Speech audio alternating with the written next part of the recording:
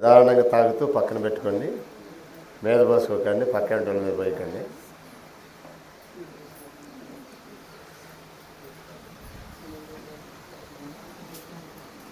అపొస్తలుల కార్యం 15వ అధ్యాయంలో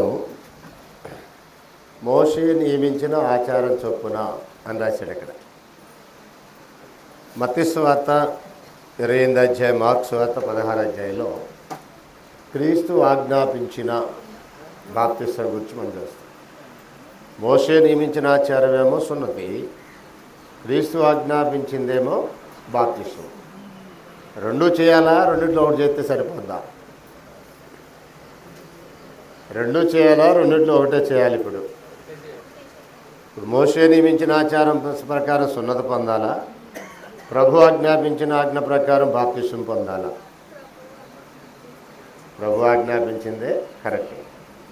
మరొక విషయం ఏంటంటే, ఇక్కడ మోషే నియమించిన ఆచార ప్రకారం సున్నతి అనేది పురుషులకు మాత్రమే ఆదేశించబడింది, అది పురుషులకు మాత్రమే సంబంధించింది. ప్రభు ఆజ్ఞాపించిన బాప్తిస్మం అనేది స్త్రీ పురుషులకు సంబంధించింది. 16వ అధ్యాయంలో అపొస్తలుల కార్యంలో లూదియా, ఆమెయు ఆమె ఇంటి వారు బాప్తిస్మం పొందినప్పుడు అన్నాడు. అంటే ఆమె బాప్తిస్మం పొందింది లూదియా. కానీ సున్నతి పొందాలనేది లూదియాకి సాధ్యం కాదు. అసలు ఆవిడ యూదురాలే. కానీ సున్నతి పొందడానికి స్త్రీలకి ఆదేశాలు లేవు. అసలు సున్నతి అనేది స్త్రీలకు సంబంధించిందే కాదు. సున్నతి అనేది కేవలం ఇశ్రాయేలీలో పుట్టినటువంటి మగబిడ్డలకు మాత్రమే సంబంధించిందని ఆదికాండం 17 మొదటి 10 వచనాల్లో క్లియర్గా ఉన్నాయి. సో ఇప్పుడు అది అమల్లో ఉన్న చట్టమా లేక ఆపివేయబడిన చట్టమా? ఆ చట్టం ఆగిపోయిందా లేక కొనసాగుతూ ఉందా?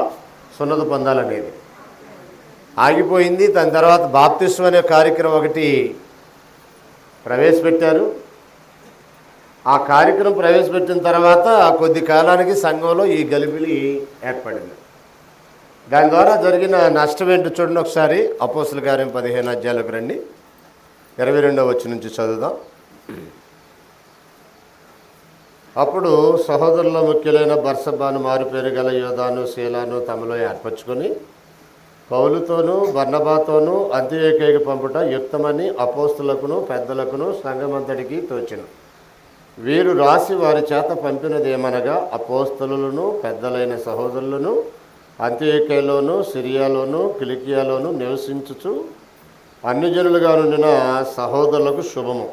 కొందరు మా ఎదురు నుండి వెళ్ళి తమ బోధ చేత మిమ్మను కలవరపరిచి మీ మనసులను చెరుపుచున్నారని వింటిమి, వారికి మేము అధికారం ఇచ్చి ఉండలేదు అన్నాడు. బోధ వలన కలవరం ఏర్పడుద్ది అన్నాడు. మనసులు చెడిపోయినాయి అన్నాడు. మనుషుల్లో కలవరము, మనసుల్లో చెడు అంటే మనసు చెడిపోయింది, మనుషులేమో కలవరానికి లోనయ్యారు అన్నాడు. బోధకి ఎంత ప్రమాదం అంటే, ఇక్కడ మనసు చెడిపోయేంత ప్రమాదం అయిపోయింది. మీ మనసులను చెరుపుతున్నారని వింటిమి, తమ బోధ చేత. బోధ చేత మనసు చెడిపోద్దా? ఈరోజంతా ఒక సత్యాన్ని నేర్చుకున్నాం, గ్రంథం చెప్పిందే చేయాలి అని నేర్చుకున్నాం. బయటికి వెళ్ళిపోయిన తర్వాత ఇంకెవరు అలా కాదమ్మా, మనం ప్రార్థన చేసి దేవుణ్ణి అడుగుదాం అని అన్నాడు అనుకో, అటువైపు కూడా మనసు వెళ్ళిపోయింది అనుకో, అప్పుడు ఏమైపోతుంది? రెండు రకాల తలంపుల మధ్య కొట్టుమిట్టాడుతున్నారు. మనసు ఏమైపోయిందంటే చెడిపోయింది అన్నాడు. మనం గలతీ పత్రిక చదివాం కదా, క్రీస్తు కృపను బట్టి మిమ్మల్ని పిలిచిన వారిని విడిచి భిన్నమైన సువార్తకి మీరు ఇంత త్వరగా తిరిగిపోవడం చూడగా నాకు ఆశ్చర్యమవుతున్నది. అది మరి ఒక సువార్త కాదు, కానీ క్రీస్తు సువార్తను సెలపగోరి మిమ్మల్ని కలవరపరచువారు కొందరు ఉన్నారన్నాడు. ఇది క్రీస్తు సువార్తను చెరిపేదా లేక బాగు చేసేదా? కలవర పెట్టేదా లేక మనుషుల్ని ఒక స్థిరమైన విశ్వాసంలో నిలిపేదా? అంటే పాత దాంట్లో తీసుకొచ్చి కొత్త నిబంధన వ్యక్తుల యొక్క మనుషుల మీద రుద్దటం. ఏమన్నాడు దాన్ని? విశ్వాసాన్ని బాగు చేస్తుందా, విశ్వాసాన్ని పాడు చేస్తుందా? రెండు ఎక్కడున్నాయి? రెండు బైబిల్లోనే ఉన్నాయి. సో సున్నతి ఎక్కడుంది? సున్నతి బైబిల్లోనే ఉంది. బాప్తిస్మం ఎక్కడుంది? బాప్తిస్మం బైబిల్లోనే ఉంది. కాబట్టి ఇప్పుడు విభజించాలి మనం. విభజిస్తే ఏమర్థం అవుతుంది మనకి? ఏది అమల్లో ఉందో ఏది అమల్లో లేదో ఆ విషయం మనకు అర్థం కావాలి. ఈ ఒక్క విషయంలోనైనా ఏ విషయంలోనైనా ఇలాగే ఆలోచించాలా. 66 పుస్తకాలని మనం స్టడీ చేస్తున్నప్పుడు ఒక సున్నతి విషయంలోనైనా లేక ఏ విషయంలోనైనా. ఉదాహరణకి పండుగలు ఉన్నాయి. ఇశ్రాయేలీలకి పస్కా పండుగ ఉంది, పెంతెకోస్తు పండుగ ఉంది, పర్ణశాల పండుగ ఉంది. ఇప్పుడు క్రైస్తవులు వాటిని చేయాలా? అసలు క్రైస్తవులకి ఆ పండుగలకి ఏమైనా సంబంధం ఉందా? ఇచ్చిన దేవుడు ఇచ్చిన వారితోనే మీ ఉత్సవ కాలములను మాన్పివేస్తానన్నాడు. మీ పండగ దినములు నాకు అసహ్యం అన్నాడు. వాటిని నిలిపివేస్తానని వాళ్ళకే చెప్పేశాడు. ఇప్పుడు ఈ రోజున్న వ్యక్తులకి ఆ పండుగలకి అసలు ఏంటి సంబంధం? ఏ సంబంధం లేదు. అయినా గుడారాల పండుగని గోరంట్లో ఒకళ్ళు ఎవరో పెడితే రాష్ట్ర నలుమూలల నుంచి లారీలు, బస్సులు, వ్యానులు బత్తాలు బియ్యం వేసుకుని వెళ్తారు. అక్కడికి పిలిచేవాళ్ళు ఎందుకు పిలుస్తారో తెలియదు, వెళ్ళేవాళ్ళు ఎందుకు వెళ్తారో తెలియదు. మొత్తానికి గుడారాల పండుగ అనే పేరు మీద గోరంటల్లో చనిపోయిన పెద్ద ఆయన ఏసన్న గారు ఒక ఆచారం ప్రారంభించాడు. ఆచారానికి రాష్ట్ర నలుమూలల నుంచి, దేశ నలుమూలల నుంచి వారి భక్తులు తండోపతండాలుగా వెళ్తారు. అక్కడ మీరు చూస్తే ఆమె చూసి వీళ్ళు ఇంకా పెద్దగా అరుస్తారు అక్కడ ముఠా నాయకులు. ఇదిగో ఇదే ఈ పంట. రకమైన ఆత్మ ప్రేరితులైనట్టు ఆ రమేష్ అనే ఒక ఆయన అరుస్తున్నాడు. ఆ యశ్వన్న గారి ప్రార్థన పంట ఇదే అని జనాన్ని చూపిస్తూ అరుతున్నాడు. పాపం వెళ్ళేవాళ్ళకి అసలు ఎందుకు వెళ్తారో తెలియదు. అసలు ఆ గుడారాల పండుగ ఎవరిదో తెలియదు. ఆ గుడారాల పండుగ ఎవరు ఆజ్ఞాపించారో తెలియదు. ఆ గుడారాల పండుగకి నియమాలు ఏంటో తెలియదు. ఆ గుడారాల పండుగకి సంబంధించి అసలు ఇప్పుడు ఉందా లేదో తెలియదు. అసలు గుడారాల పండుగని ఎట్టొచ్చిందో తెలియదు. దాని మూలం ఏంటో తెలియదు. అక్కడ చెప్పేవాడు కూడా చెప్పడు దాని కథ. ఎందుకంటే అది గతించిపోయిన కథ కదా, అది నిలిచున్న కథ కాదు. పోనీ గత కథ అయినా కరెక్ట్గా తెలిసొచ్చా వాళ్ళకనంటే అది కూడా తెలిసావు. అయితే దాన్ని తీసుకొచ్చి ఇప్పుడు వీళ్ళమే ఇప్పుడు సున్నతిని ఎలాగైతే పెట్టారో సంబంధం లేని వ్యక్తులకి సంబంధం లేని విషయాన్ని అంటగట్టే ప్రయత్నం, అలాగే గుడారాల పండుగ అనేది కూడా అసలు ఇప్పుడున్న కాలం మనుషులకి, అసలు భారతదేశంలో ఉన్నవాడికి దానికి అసలు ఏ సంబంధం లేదు. అది ఎక్కడో పాలస్తీనాలో ఉన్నటువంటి ఇశ్రాయేల్ 12 గోత్రాలకు సంబంధించినటువంటి ఫెస్టివల్. అది వాళ్ళకి సంబంధించిన మ్యాటర్. అది ఈనాటి క్రైస్తవులకి దానికి అసలు ఏ సంబంధాలు లేవు. అలాగే సున్నత అనేది క్రైస్తవులకు సంబంధించింది కాదు, అసలు ఆనాటి యూదులకే సంబంధించింది. దాన్ని తీసుకొచ్చి క్రైస్తవుల మీద రుద్దే ప్రయత్నం దేవుని సేవ కాదు, దేవుని శోధించడం అన్నాడు. ఒకసారి చదువుదాం. అపోస్తుల కార్యములు 15:10.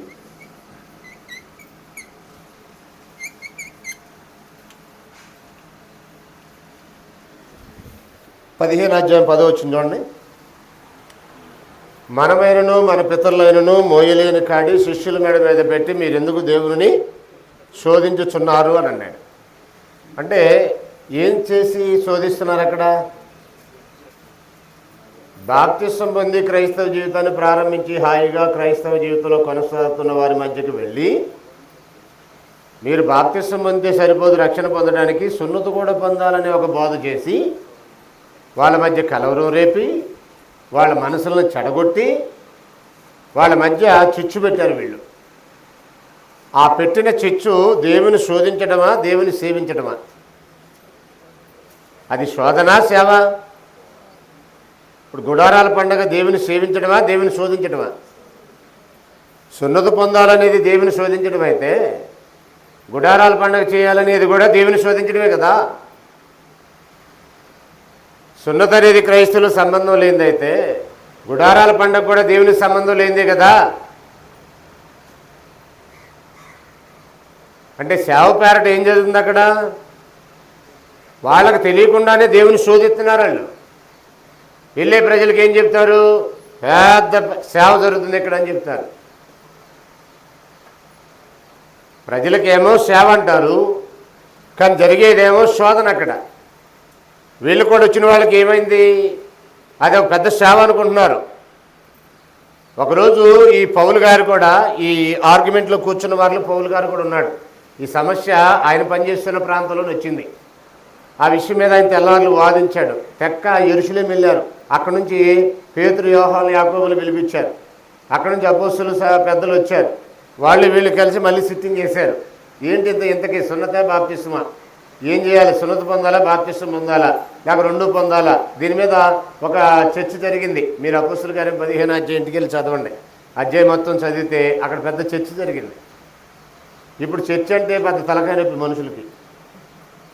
అసలు ఆ చర్చ చేసేవాడు అంటే వాడు పెద్ద పనిమాలోడు. ఆడికి ఏ పని పాట లేకుండా ఇదొక ఇలా చర్చలను మొదలెట్టాడు. వాళ్ళు చేయరు, చేసేవాళ్ళు కూడా చేయలేరు. పని పాట లేక కాదు, అది కూడా ఒక పనే. లేకపోతే తెల్లవారు చర్చించాల్సిన అవసరం ఉంది పౌలుకి, పని లేక. సున్నత బాప్తిస్మం అనే దాని మీద తెల్లవారులు ఎందుకు చర్చించాడు పౌలు? అనేక మంది మనసులు పాడైపోతున్నాయి. సంఘం మధ్య కలవరం ఏర్పడింది. యెషయా గ్రంథం 28 అధ్యాయంలో ఆయన ఎందుకు విశ్వాసం ఉంచేవాడు కలవరపడడు అన్నాడు. మీ హృదయాలు కలవరపడనీయకండి, దేవుని యందు విశ్వాసం ఉంచున్నారు, నా యందు కూడా విశ్వాసం ఉంచుడి అన్నాడు ప్రభు. యోహాను సువార్త 14 అధ్యాయంలో ప్రభువునందు విశ్వాసం ఉంచేవాడు కలవరపడకుండా కదలకుండా స్థిరంగా ఉండాల్సిన పరిస్థితిలో ఈ కలవర పెట్టే బోధలో వచ్చి కలవరపరిచింది అనేకుల్ని. యెషయా గ్రంథం 28 అధ్యాయంలో మూలరాయి, ముఖ్యమైన రాయి అని యేసుని గురించి మాట్లాడి ఆయన యందు విశ్వాసం ఉంచేవాడు కలవరపడడు అని అన్నాడు. కానీ అనాది కాలంలోనే కలవరం వచ్చేసింది. గల్తీ పత్రిక 1 అధ్యాయం 6 నుండి 8 వచనాలు మనం చదివినప్పుడు, క్రీస్తు కృపను బట్టి మిమ్మల్ని పిలిచిన వారిని విడిచి భిన్నమైన సువార్త తట్టు మిమ్మల్ని తిప్పి, అది మరి ఒక సువార్త కాదు కానీ క్రీస్తు సువార్తను జరపకోరి మిమ్మల్ని కలవరపరచువారు కొందరు ఉన్నారు అన్నాడు. గల్తీ ప్రాంతంలోకి ఆల్రెడీ ప్రవేశించింది. అంత్యోక్య ప్రాంతంలోకి ఇక్కడికి వచ్చింది. అక్కడ సంఘంలో గలిబిలు వచ్చేసింది, కలవరం ఏర్పడిపోయింది, మనసులు చెడిపోయినాయి. వాళ్ళు సంఘం ద్వారా పంపబడిన వారు కాదు, తమంతట తామే వెళ్ళిన వారు. కాబట్టి ఈ సమస్య పరిష్కారానికి అక్కడ కూర్చొని వీళ్ళు ఏం చెప్తున్నారంటే 10వ వచనంలో, వాళ్ళు చేసేది సేవ కాదు శోధన అన్నారు. మనమైనను మన పితరులైనను మోయలేని కాడి దేవుని శిష్యుల మేడమే పెట్టి మీరెందుకు దేవుని శోధిస్తున్నారన్నాడు. కాబట్టి ఇప్పుడు పాత నిబంధన ఆచారాలు ఎవరైనా క్రైస్తవుల మీద రుద్దాలని ప్రయత్నం చేస్తే వారు దేవుని సేవించేవారు కాదు, దేవుని శోధించేవారు. దేవుని సేవకులు కాదు, దేవునికి వారు శోధకులు. శోధకులు అంటే శోధకుడని ఎవరు పిలిచారు? అపవాది. శోధకులు అంటే ఎప్పుడు? అపవాది యొక్క ఏజెంట్లని అర్థం. ఎక్కడి నుంచి తీసుకుంటే బయటదా? ఇది సున్నత అనే సిస్టమ్ ఎక్కడిది? గ్రంథంలోదే. కానీ ఎప్పుడుది? సిలువుకు ముందు, సిలువు తర్వాత కాదు. చాలామందికి యేసుప్రభు సిలువుకి ముందేంటి, యేసుప్రభు సిలువుకి తర్వాత ఏంటి అనేది తేడా తెలియదు. ఒక ఉదాహరణ మీకు చెప్తాను. సిలువుకి ముందుకి సిలువు తర్వాతకు ఉన్నటువంటి తేడా. మత్తయి సువార్త 10వ అధ్యాయము 5వ వచనం చూడండి.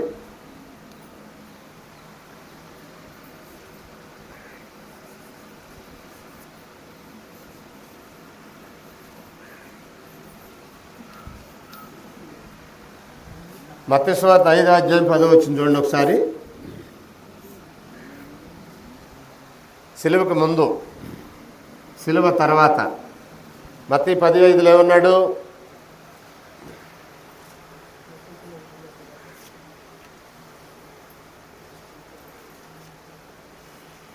తీసారా అందరూ? ఒకసారి చూడండి. యేసు ఆ 12 మందిని పంపుచు వారిని చూసి వారికి ఆజ్ఞాపించినదేమనగా, ఎవరితో మాట్లాడుతున్నాడు ఇక్కడ? 12 మందితోనే, అపోస్తులతో.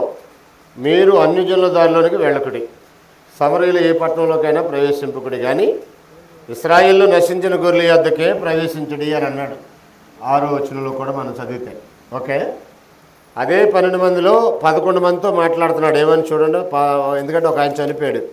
సిలువ వేయబడిన తర్వాత 11 మందితో మాట్లాడుతున్నాడు. ఆయన చనిపోయి సమాజం పెట్టి తిరిగి లేచిన తర్వాత 16వ అధ్యాయము 14 నుంచి చదవాలి.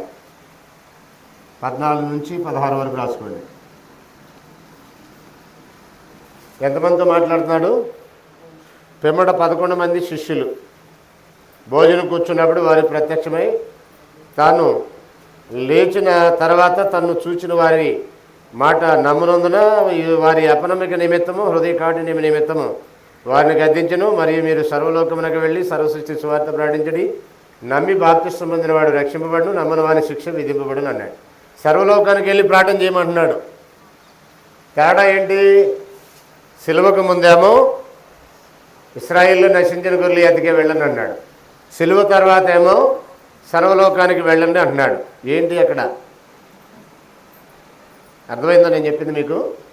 దాన్నే సత్యవాక్యమును సరిగా విభజించుట అని అంటారు. సిలువకు ముందు చట్టం ఇశ్రాయేలీలతో మాత్రమే చేయబడింది. సిలువ తర్వాత చట్టం సర్వలోకానికి చేయబడింది. పాత నిబంధన ఇశ్రాయేలీలతో మాత్రమే చేయబడింది. క్రొత్త నిబంధన సర్వలోకానికి ఉద్దేశించబడింది. కాబట్టి మనకి వాక్యం అందింది. లేకపోతే ఈరోజు మనకి వాక్యం అందే అవకాశము లేదు. ఎందుకని? వాళ్ళు పాలస్తీనాలోనే ఉన్నారనుకో, భారతదేశానికి సువార్త వచ్చేదా? ఈరోజు ప్రపంచవ్యాప్తంగా సువార్త లేదా? అది అమల్లో ఉందా? ఇప్పుడు అది అమల్లో ఉంటే ఈరోజు సువార్త అందరికీ అందే అవకాశం ఉందా? లేదు. ఈరోజు సువార్త అందరికీ అందిందంటే అర్థం ఏంటి? మీరు సర్వలోకానికి వెళ్ళండి అనే ఆజ్ఞ ఒకటి వచ్చింది కనుక, మీరు ఇశ్రాయేలు గొర్రెల యొద్దకి వెళ్ళండి, అన్ని జిల్లా దారిలోకి వెళ్ళొద్దు, సమరయులు ఏ పట్టణానికి మీరు వెళ్ళొద్దు అనే మాటనే ఒకవేళ తీసుకున్నట్లయితే అది బైబిల్లోనే ఉంది, ఇది బైబిల్లోనే ఉంది. అది యేసు చెప్పిందే, ఇది యేసు చెప్పిందే. అది శిష్యులకు చెప్పిందే, ఇది కూడా శిష్యులకు చెప్పిందే. కానీ తేడా ఏంటి? ఒకటేమో సిలువకు ముందు, మరొకటేమో సిలువకి తర్వాత చెప్పాడు.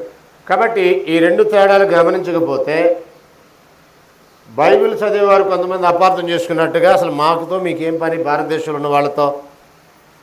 మీ ప్రభు చెప్పిన మాట మీరు వినరా? ఇశ్రాయేల్లో నశించిన గొర్రెలు ఎద్దకు వెళ్ళమన్నాడు కదా, ఇజ్రాయెల్ దేశానికి వెళ్ళి చెప్పుకోండి. అసలు ఇక్కడికి ఎవరు రమ్మన్నారు మిమ్మల్ని? మీ ప్రభువుకి వ్యతిరేకం మీరు చేస్తారా అని అంటారు. అది ఎప్పుడు చెప్పాడు? ఎవరు చెప్పాడు?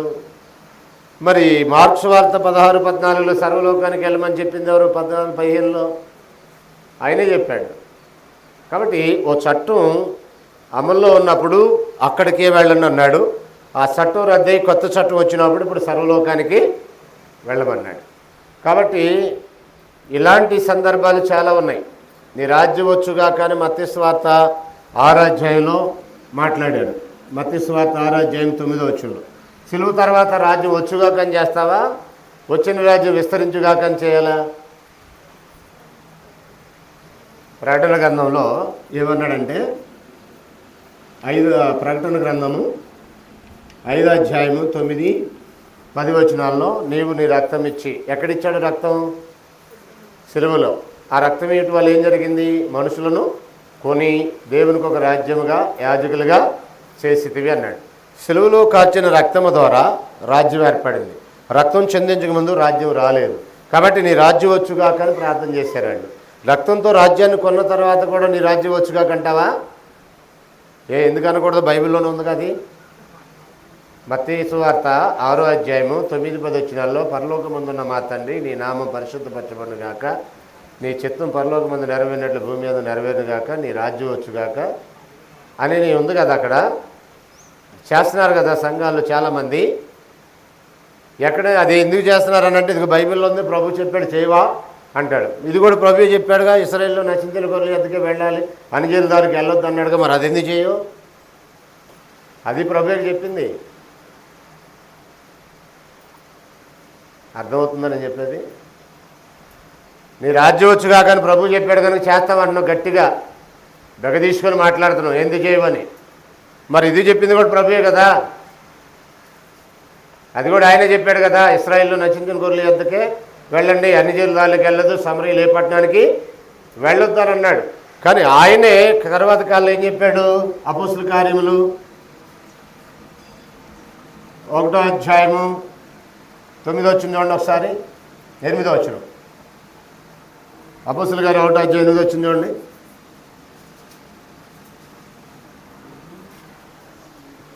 అపోస్తల కార్యములు 1:8 కొద్ది దినములైన తర్వాత వారి మీద పరిశుద్ధాత్మ వస్తాడని వాగ్దానం చేసి 1:8 ఇలాగ అంటున్నాడు చూడండి. ఆయనను పరిశుద్ధాత్మ మీ మీదకి వచ్చినప్పుడు మీరు శక్తి నొందుదురు గనక మీరు యెరూషలేములోను యూదయ సమరయ దేశములందంతటను బూదిగంతముల వరకు నాకు సాక్షులు అయ్యిందని వారితో చెప్పాను. వారెవరండి అక్కడ చెప్పరండి. వారితో చెప్పాడంటే ఎవరితో చెప్పాడు ఇక్కడ చెప్పండి. ఇక్కడ ఎవరితో చెప్పాడు? 14 మార్కు 16:14 ఎవరితో చెప్పాడు? 11 మంది అపోస్తులతో. ఒకడు ఏమైపోయాడు? ఉరేసుకొని చనిపోయాడు. ఓకేనా? మిగిలిన ఎంతమంది? 11 మందితోనే మాట్లాడుతున్నాడు. ఇక్కడ కూడా అది చెప్పాడు చూడండి. 3వ వచనం 1:3 ఆయన శ్రమ పడిన తర్వాత 40 దినములు వారికి అగపడుతూ దేవుని రాజ్యం వచ్చి వారిలో ఇలాగ సెలవిచ్చాను అని అన్నాడు.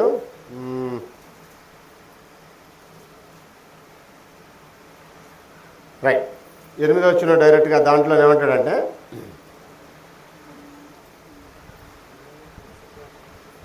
ఆయనను పరిశుద్ధాత్మ మీ మీదకి వచ్చినప్పుడు మీరు శక్తి నొందుదురు. ఎక్కడెక్కడ స్టార్ట్ అవుతున్నాడు ఇది? యెరూషలేములో, యూదయ, సమరయ. కానీ ఇక్కడ ఏమన్నాడు? యూదయ సమరయ ప్రాంతానికి వెళ్ళొద్దన్నాడు. సమరయలు ఏ పట్టణానికి కూడా వెళ్ళొద్దన్నాడు. కానీ సమరయ ప్రాంతానికి వెళతారు, మీరు వెళ్ళాలి అని అంటున్నాడు. సర్వలోకానికి వెళ్ళాలి అని అంటున్నాడు. ఇక్కడికి వచ్చేసరికి నీ రాజ్యం వచ్చుగా అన్నాడు 6వ అధ్యాయంలో. కానీ 5వ అధ్యాయ ప్రకటన గ్రంథంలో రక్తంతో కొన్న ప్రజలతో రాజ్యము స్థాపించబడింది. కాబట్టి ఇక్కడ విభజించకపోతే ప్రమాదాలు ఎలా ఉంటాయో అర్థమవుతుందా? గతించినటువంటి సున్నతిని తీసుకొచ్చి బాప్తిసం పొందిన వారి మీద రుద్దే ప్రయత్నాలు జరుగుతాయి. గతించినటువంటి పరలోక ప్రార్థనలు చేస్తున్నారే, నీ రాజ్యం వచ్చుగా, కానీ అది రాజ్యం వచ్చిన తర్వాత కూడా కంటిన్యూ చేస్తున్నారు. గతించినటువంటి ఇశ్రాయేలుకు ఉన్న పండుగలు తీసుకొచ్చి క్రైస్తవుల మీద రుద్దుతున్నారు. 82వ కీర్తన చూడండి. కీర్తన గ్రంథంలో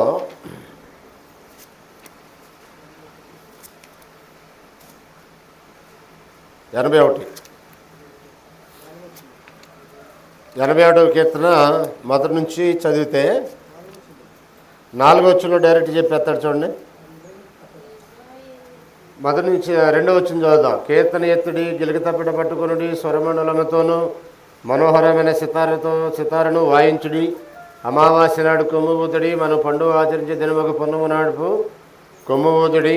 అది ఇశ్రాయేలీయుల కట్టడ, యాకోబు దేవుడు నిర్ణయించిన చట్టం. అమావాస్య రోజు కొమ్ము ఊదటం ఎవరిది? పున్నము నాడు కొమ్ము ఊదటం ఎవరిది? వాయిద్యాలు వాయించడం ఎవరికి? చెప్పండి. ఇశ్రాయేలుకి. ఇప్పుడు వాయిద్యాలు వాయించడం అనేది క్రైస్తవుల మీద రుద్దితే ఏంటి?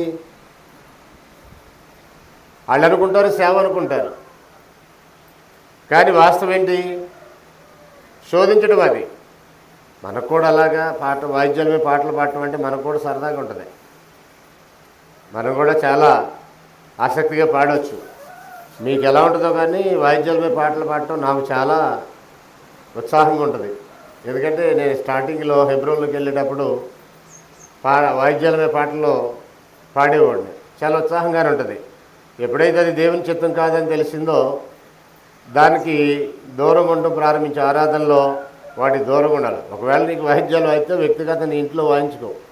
అంతేగాని దైవారాధనలో దేవుని ఆరాధించే దగ్గర నువ్వు వాయిద్యాలని ఎంటర్టైన్ చేయటం అనేది వాక్యానికి విరుద్ధం. దీన్ని ఏమంటారంటే కలిపి చెరిపెడి బోధ అంటారు. ఇది సంఘాల్లోకి వచ్చేసింది. వాయిద్యాలతో పాటలు పాడటం, డాన్సులు వేయటం, నాట్యాలు ఆడటం. ఎక్కడుంది అది? మిరియాము నాట్యం ఆడలేదా? దావీదు నాట్యం ఆడలేదా? కాబట్టి మేము కూడా నాట్యం ఆడతాం. మిరియాము నాట్యం ఆడింది కదా, దావీదు నాట్యం ఆడాడు కదా. ఎక్కడిది ఇది? బైబిల్లోదే. ఎవరికది? ఇజ్రాయేల్లో జరిగింది. ఇప్పుడు క్రైస్తవులకు అది ఆజ్ఞ కానీ ఆచరించిన విధానం కానీ గ్రంథంలో క్రొత్త నిబంధనలు మనకి ఎక్కడ కనపడదు. కాబట్టి సత్యవాక్యంను సరిగా విభజించకపోతే ప్రమాదాలు ఎలాగొస్తాయి అర్థమైనాయి మీకు? వాక్యంలోనే ఉంటాయి కానీ మనకు సంబంధించినవి కాదు. వాక్యంలోనే ఉంటాయి, మనం చేయదగినవి కావవి.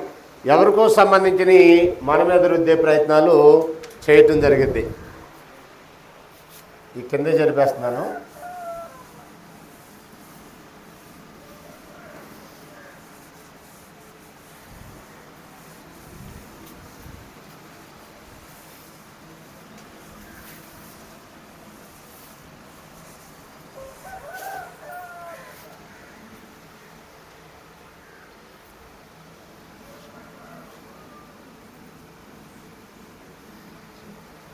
హెబ్రీయులకు రాసిన పత్రిక 1వ అధ్యాయము 1-2 వచనాల్లో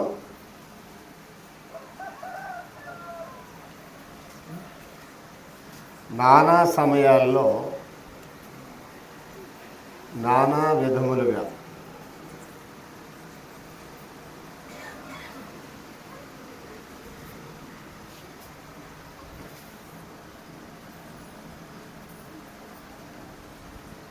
మాట్లాడిన దేవుడు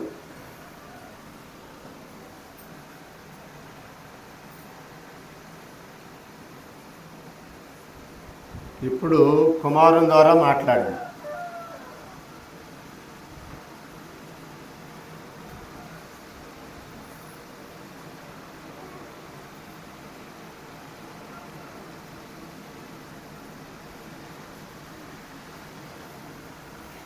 ఈ విషయాన్ని ఒకటి జాగ్రత్తగా మనం ఆలోచిద్దాం. వాక్యాన్ని ఎందుకు విభజించాలంటే చాలా ప్రమాదాలు జరుగుతాయి విభజించకపోతే అని చూసాం. వాక్యాన్ని విభజించాలని ఎవరు చెప్పారు? దేవుడే చెప్పాడు. విభజించకపోతే ఏం జరుగుద్ది, ఎలాంటి ప్రమాదాలు జరుగుతాయో మనం చూసాం. ఇప్పుడు ఆఖరిగా ఒక విషయాన్ని చూసి ముగించేద్దాం. అదేంటంటే పూర్వకాలమందు నానా సమయంలో నానా విధములుగా ప్రవక్తల ద్వారా మన పితరులతో మాట్లాడిన దేవుడు ఈ దినములంతమందు కుమారుని ద్వారా మనతో మాట్లాడారు. ఇందులో గ్రహించాల్సిన ఒక సత్యం ఏంటంటే దేవుడు యేసుప్రభు వచ్చే వరకే కొన్ని కార్యక్రమాలు అలా ఛాయారూపకంగా చేసుకుంటూ వచ్చాడు. యేసుప్రభు వచ్చిన తర్వాత ఇక ఆయన చెప్పిందే ఫైనల్ అనేసాడు. ఇంకా ఆయన ద్వారా చెప్పిన తర్వాత ఇంకెవరి ద్వారా ఫైనల్గా ఎవరి ద్వారా మాట్లాడాలనుకున్నాడు దేవుడు? యేసుప్రభు ద్వారా. ఫైనల్గా ఎవరి ద్వారా మాట్లాడాడు దేవుడు? యేసుప్రభు ద్వారా. ప్రవక్తల ద్వారా నానా సమయాల్లో నానా విధాలుగా ప్రవక్తల ద్వారా మాట్లాడాడు. ఈ దినములంతమందు కుమారుని ద్వారా మనతో మాట్లాడాను అని అన్నాడు. అంటే ప్రవక్తల ద్వారా మాట్లాడింది అయిపోయింది.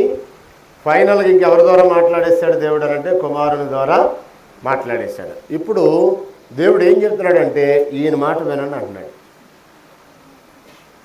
ఫైనల్గా ఆయన ద్వారా చెప్పేసి ఈయన మాట వినండి అని అన్నాడు. మత్తయి సువార్త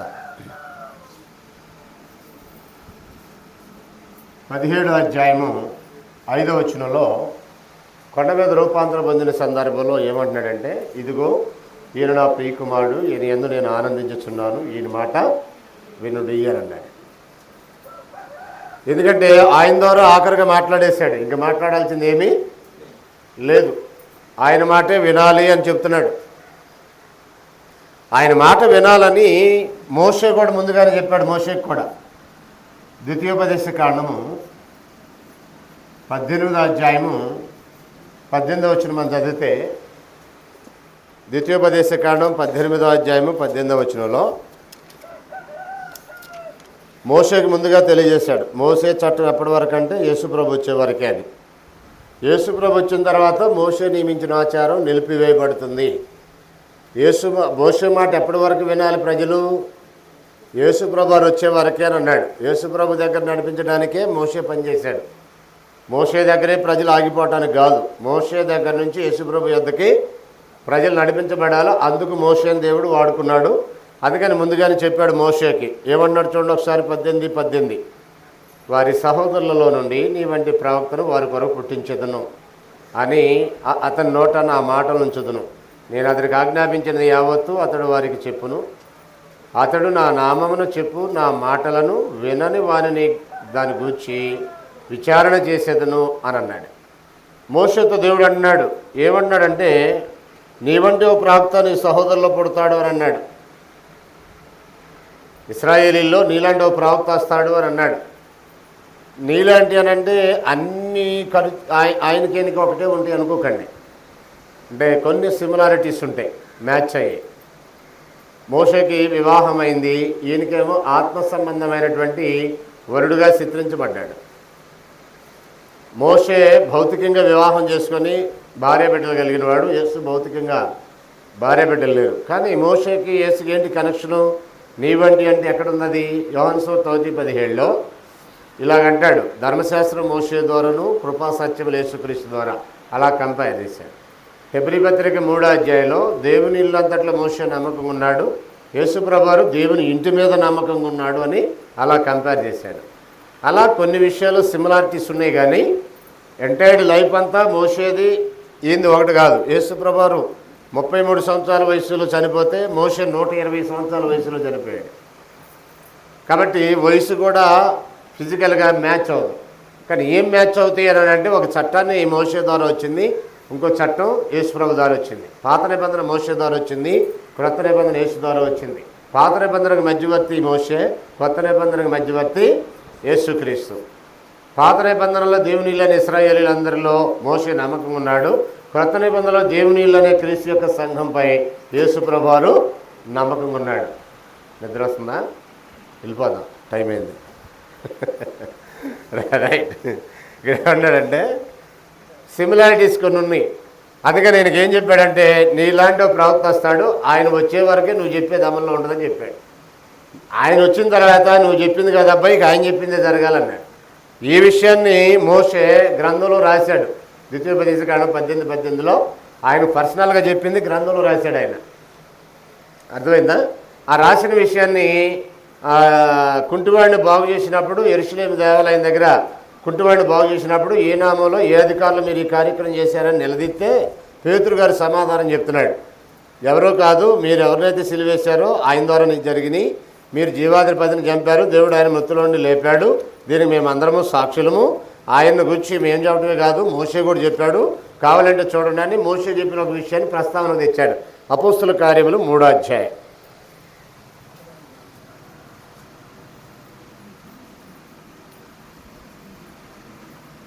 మూడో అధ్యాయము 22 నుంచి 24 వరకు ఉన్న భాగాన్ని చదువుదాం. చూడండి. సందర్భం తెలుసు కదా ఈ అధ్యాయము. పగలు 3 గంటలకు ప్రార్థనా కాలంలో పేతురు యోహానులు వెళ్తున్నప్పుడు కుంటివాడు బాగాడు. ఆ బాగైన తర్వాత ఏ నామంలో అధికారులు చేశారని నిలదీశారు. దానికి సమాధానంగా చాలా విషయాలు చెప్పుకుంటూ వచ్చారు. 22వ వచనంలో మేమే కాదు, ముందుగా మోషే కూడా చెప్పాడు. మోషే ఇట్లా నేను ఎక్కడ ద్వితీయోపదేశకాండం 18:18లో రాసినటువంటి మాటని జ్ఞాపకం చేస్తున్నాడు. మోషే ఇట్లా నేను, దేవుడు నా వంటి యొక్క ప్రవక్తను మీ సహోదరులో మీ కొరకు పుట్టించును, ఆయన మీతో ఏమి చెప్పినను అన్ని విషయాలు మీరు ఆయన మాట వినవలెను. ఆ ప్రవక్త మాట విననివాడు ప్రజల్లో ఉండకుండా సర్వనాశనమగునను అని అన్నాడు. అంటే ఇప్పుడు ఎవరి మాట వినాలి? మోషే మాట లేక యేసుక్రీస్తు వారి మాట? అప్పుడు మోషే నియమించిన సున్నత, యేసుక్రీస్తు ఆజ్ఞాపించిన బాప్తిస్మా. ఏది ఫైనల్? బాప్తిస్మా అనేది ఫైనల్. కాబట్టి మోషే చట్టంలో ఉన్న వాయిద్యాలా లేక క్రీస్తు యొక్క చట్టంలో ఉన్నటువంటి జీవఫలాల? చాలామందికి వాయిద్యాలకి జీవఫలాలకి తేడా తెలియట్లా. మనం సంబరపడిపోవడానికి బాగానే ఉంటాయి వాయిద్యాలు, కానీ దేవుడు సంబరపడాలంటే జీవఫలాలకి అది సాధ్యం. ఫిబ్రవరి 13:17 అంటాడు. నేను ఆ విషయం చెప్పినప్పుడు చెప్తాను మీకు, ఇప్పుడు కంగారు పడకండి. వాయిద్యాల గురించి మాట్లాడినప్పుడు మనం మాట్లాడతాం, అది వేరే సంగతి. ఇప్పుడు ప్రత్యేకంగా మనం ఏమంటున్నామంటే యేసుక్రీస్తు వారి మాట వినాలి. యేసుక్రీస్తు మాట వినాలని దేవుడు అన్నాడు, యేసుక్రీస్తు మాట వినాలని మోషే అన్నాడు, యేసుక్రీస్తు మాట వినాలని దేవుడు మోషే స్థాపించిన విషయాన్ని పేతురు అంటున్నాడు. ఆయన మాట వినకపోతే సర్వనాశనం అయిపోతారన్నాడు. ఇది వార్నింగేనా?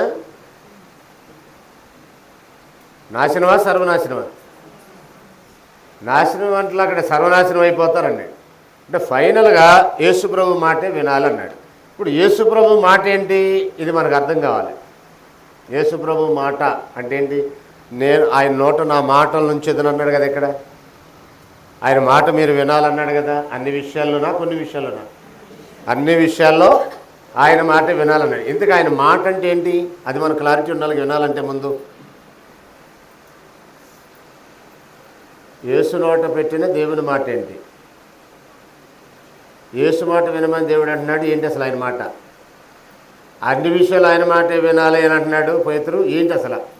మోషే చెప్పింది కానీ, దేవుడు చెప్పింది కానీ, పేతురు చెప్పింది కానీ, వీటన్నిటిని బట్టి అసలు యేసు మాట అంటే ఏంటనేది మనకు అర్థం కావాలా? అర్థం కావాలా కదా? చెప్పండి. అదేంటి అర్థం కాలేదనుకో, ఏదో చేస్తూ ఆయన మాట ఏంటనే అనుకుంటాం.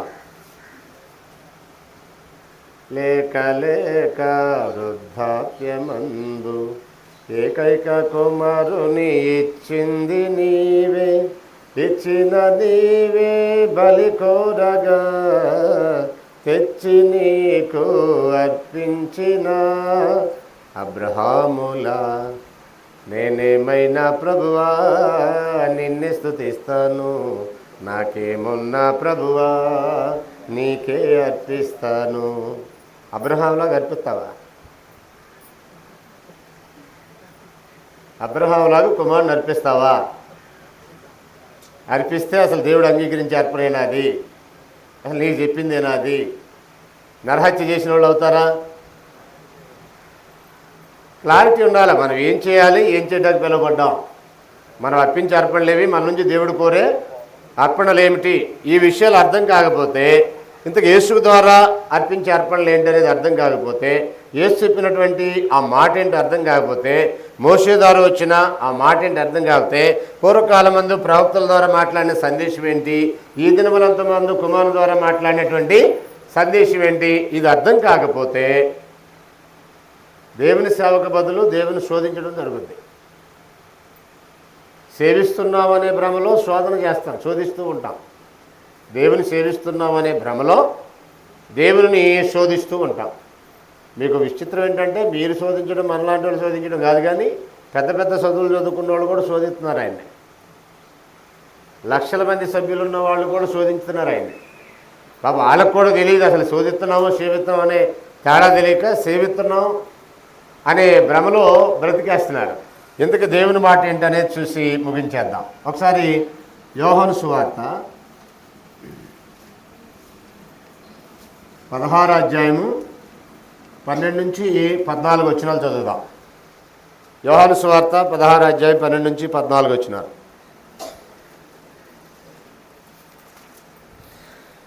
16వ అధ్యాయము 12 నుంచి 14 వచనాలు చూడండి. అందరూ ముగించే దగ్గరకు వచ్చేసాం మనం. నేను మీతో చెప్పినవి ఇంకా చెప్పవలసినవి అనేక సంగతులు కలవు, కానీ ఇప్పుడు మీరు వాటిని సహింపలేరు. అయితే ఆయన అనగా సత్యస్వరూపైన ఆత్మ వచ్చినప్పుడు మిమ్మల్ని సర్వసత్యంలోకి నడిపించును. ఆయన తనంతట తానేమీ బోధింపక వేటిని వినను వాటిని బోధించి సంభవింపో సంగతులు మీకు తెలియజేయను. ఆయన నా వాటిలోనే తీసుకొని మీకు తెలియజేయను కనుక నన్ను మహిమపరచును అని అన్నాడు. ఇక్కడ జాగ్రత్తగా వినండి. ఆయన నా వాటిలోనే తీసుకొని మీకు తెలియజేయను అన్నాడు. 3 విషయాలు జాగ్రత్తండి. యేసుప్రభు అన్నాడు, నేను చెప్పాల్సిన విషయాలు ఇంకా చాలా ఉన్నాయి, ఇప్పుడు మీకు చెప్పినా కానీ మీరు వాటిని సహించలేరు అన్నాడు. 7వ వచనంలో అంటాడు, నేను మీతో సత్యం చెప్తున్నాను అని అన్నాడు. నేను మీతో సత్యం చెప్తున్నాను అన్నాడు. 13వ వచనంలో అంటాడు, నేను వెళ్ళిపోయిన తర్వాత సత్యస్వరూపిగా ఆత్మ వచ్చి మిమ్మల్ని సర్వసత్యంలో నడిపిస్తాడు అన్నాడు. 7వ వచనంలోనేమో యేసు ప్రభువు సత్యం చెప్పాడు, పరిశుద్ధాత్ముడేమో సర్వసత్యం లోనికి నడిపిస్తాడు అన్నాడు. ఈ 2 మాటల కనెక్షన్ మీకు జాగ్రత్త గమనించండి. సత్యానికి సర్వసత్యానికి ఉన్న తేడా ఏంటి? ఏమా సత్యం చెప్తున్నాను, సర్వసత్యం ఆయన చెప్తాడు అంటాడు. విన్నారా?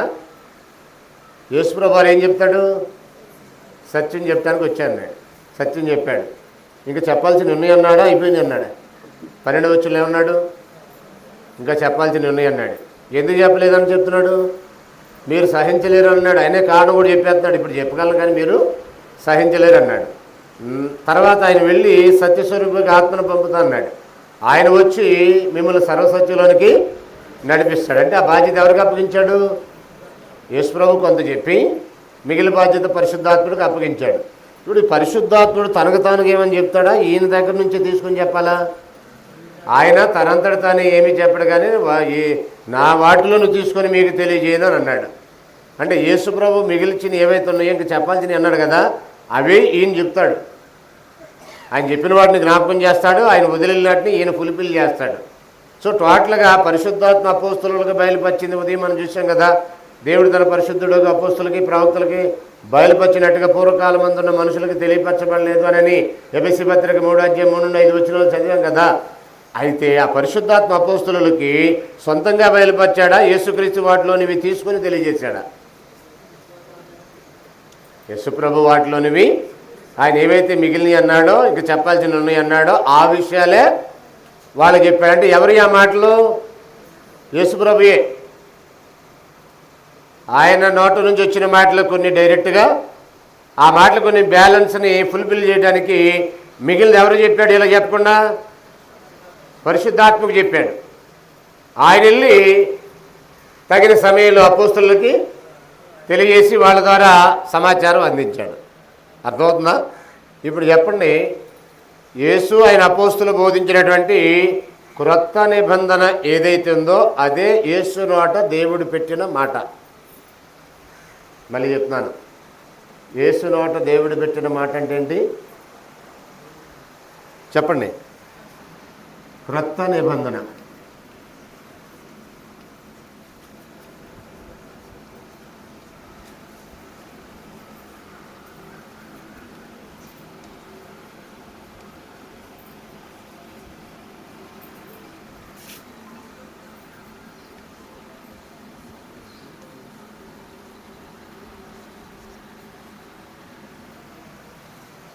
ఇప్పుడు చెప్పండి, ఈ దినములంతమంది కుమారు ద్వారా మనతో మాట్లాడినంటే ఏంటది చెప్పండి? అక్కడ రాసింది చెప్పండి. పూర్వకాలమందు నానా సమయంలో నానా విధములుగా ప్రవక్తల ద్వారా మన పితలతో మాట్లాడిన దేవుడు ఈ దినములంతమందు కుమారు ద్వారా మనతో మాట్లాడిన అన్నాడు కదా. నా వెంట ఓ ప్రవక్తను మీ సహోదరులు మీ కొరకు పుట్టించును, అతని నోట నా మాటలు ఉంచుదును అన్నాడు కదా. ఇదిగో ఈయన నా ప్రియకుమారుడు, ఈయన యందు నేను ఆనందించున్నాను, ఈయన మాట మీరు వినుడి అన్నాడు కదా. ఆయన మాట విననివాడు ప్రజల్లో ఉండకుండా సర్వనాశనం అయిపోతాడు అని పేతురు అన్నాడు కదా. ఇంతకు ఏంటి ఆ మాట? ప్రవక్తలతో మాట్లాడింది ఏంటి? కుమారుని ద్వారా మాట్లాడింది ఏంటి? ప్రవక్తల ద్వారా మాట్లాడింది పాత నిబంధన, కుమారుని ద్వారా మాట్లాడింది క్రొత్త నిబంధన. అంటే ఇప్పుడు క్రొత్త నిబంధన సందేశాన్ని ఒకవేళ వినకపోతే, పాటించకపోతే, లేక పాత కొత్త రెండు కలిపి చెరిపి బోధ చేస్తే ప్రమాదంలో ఉంటారు. అందుకనే సత్యవాక్యమును సరిగా విభజించాలి. ఏ కాలాల్లో ఏ విధాలుగా ఎవరెవరితో ఏమేం మాట్లాడాడో తెలియాలంటే సత్యవాక్యమును సరిగా విభజించాలి. విభజించబోతే బోధ చెడిపోద్ది అన్నాడు.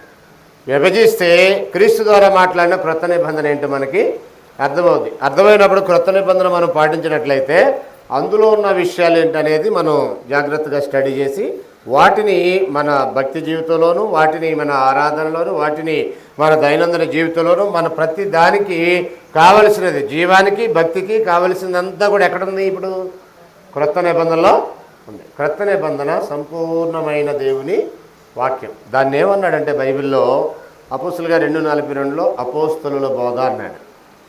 రోమపత్రిక 8:1-2 జీవమునిచ్చే ఆత్మ యొక్క నియమం అన్నాడు. యాకోబు 1:25 స్వాతంత్రమునిచ్చే సంపూర్ణ నియమం అన్నాడు. యోహాను రాసిన 2వ పత్రిక 9:11 క్రీస్తు యొక్క బోధ అన్నాడు. దాన్ని ఎఫెసీ 1:13 రక్షణ సువార్త అన్నాడు. రక్షణ సువార్త అన్నా, క్రీస్తు యొక్క బోధన్నా, దేవుని వాక్యమన్నా, అపోస్తుల యొక్క బోధన్నా, దేవునిచ్చే ఆత్మ యొక్క నియమం అన్నా, స్వాతంత్రనిచ్చే సంపూర్ణ నియమం అన్నా, ఇవన్నీ కూడా కలిపి క్రొత్త నిబంధన. సత్యవాక్యాన్ని సరిగా విభజించి క్రొత్త నిబంధన పరిధిలో భక్తి జీవితాన్ని కొనసాగించినట్లయితే శాపానికి దూరం అవుతాం, ఆశీర్వాదానికి దగ్గర అవుతాం. లేదంటే భక్తి పేరట శాపగ్రస్తమైన విధానంలోనే కొనసాగే ఒక ప్రమాదం ఉంది. ప్రస్తుత ప్రపంచంలో 90% అబోవ్ శాపానికి నడిపించబడుతున్నారు.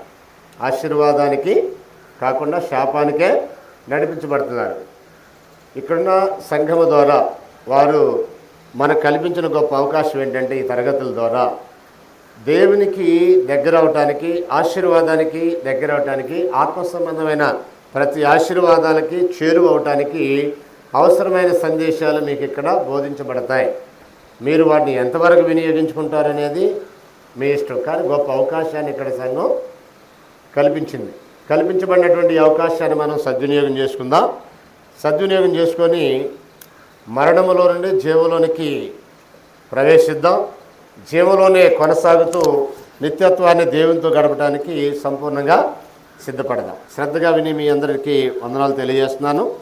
కంటిన్యూషన్లో మరికొన్ని విషయాలు వచ్చే నెలలో మాట్లాడదాం. దీని గురించి బైబిల్కి సంబంధించి వచ్చే నెలలో క్లోజ్ చేయడం జరిగింది. తర్వాత మరొక థియలాజికల్ టాపిక్ని మనం ఆలోచన చేస్తాం.